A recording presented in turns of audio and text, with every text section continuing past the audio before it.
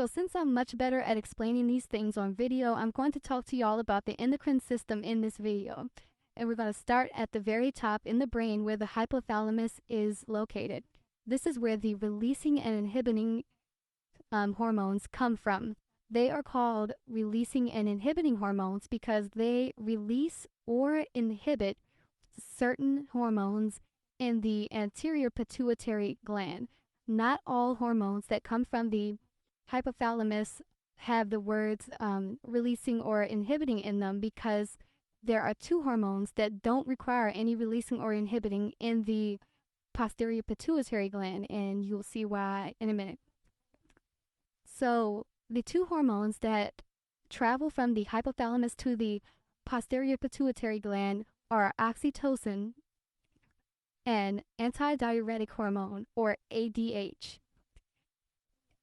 And they travel to the posterior pituitary gland via the axonal or the neuronal transport system. So basically, they travel there via neurons, via the axons of neurons. So this is how you get the name, the other name for posterior pituitary gland. The other name for this gland is the neurohypophysis. Neuro means, neuro, it's neural transport, sorry. And then hypophysis just means, it's just another word for the pituitary gland. The other word for the pituitary gland is hypophysis. So that's where that comes from. Now, the hormones that are sent to the anterior pituitary gland, like I said earlier, are either releasing or inhibiting.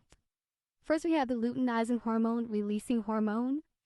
Then we have the corticotropin releasing hormone, and these are all very self-explanatory. What they are going to release are very self-explanatory because it's in the name. Then we have the thyrotropin releasing hormone.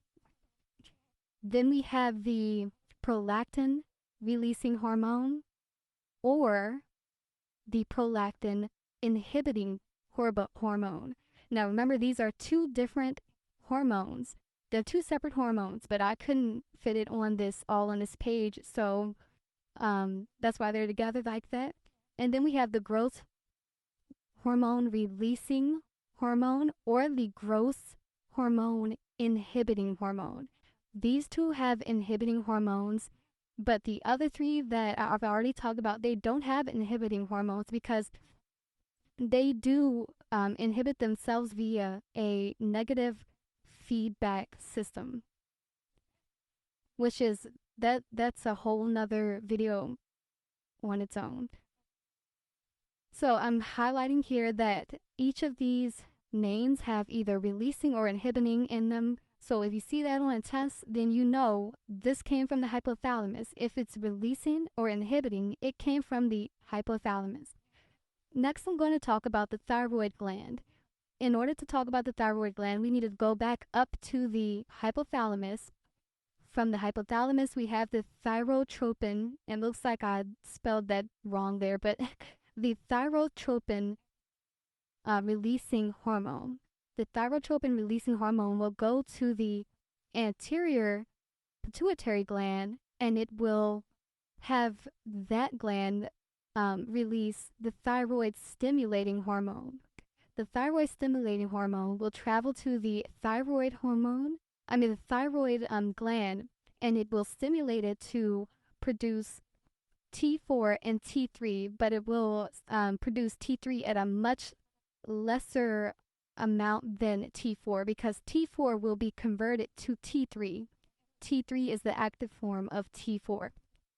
On either side of the thyroid gland, you have the parathyroid glands. These glands work to regulate the calcium level in the body, the ionized calcium level in the body.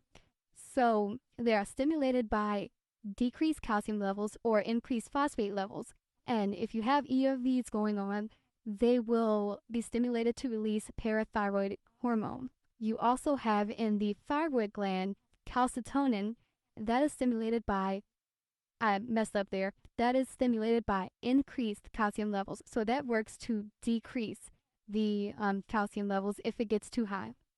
I want to talk about why hypocalcemia is a concern when you take out the thyroid gland, because the parathyroid glands are so close to the thyroid gland, it could be removed, and then we have no way to increase calcium levels if we need to.